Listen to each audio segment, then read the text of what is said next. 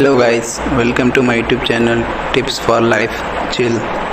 Today we want to talk about 6 reasons why you should not consider to shave your pubic hair. Okay, first reason is you could get injury. While shaving, if any blade or if any cut you have been cut, it can cause you infection. Or second is it could result in a skin problems in your pubic hair.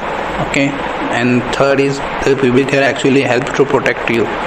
Third, the pubic hair helps keep your body temperature in check, and it is not recommended by the doctor, but scientists have suggested that the pubic hair will be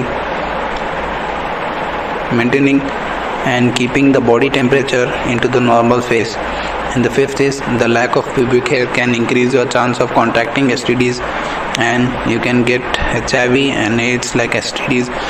So there are genital syphilis and some other diseases which are not cured, which takes a long time, and maybe it turns to the person's death. Okay, and sixth reason is itching. The skin around the genitals are very sensitive, and shaving always irritates. It also shaved hair grows back after the couple of the days, and the doctor almost suggests the females to not to shave their pubic hair. Okay guys, this was my first video, and help me to make and grow my channel. Subscribe it, share it. I love you guys. Bye bye.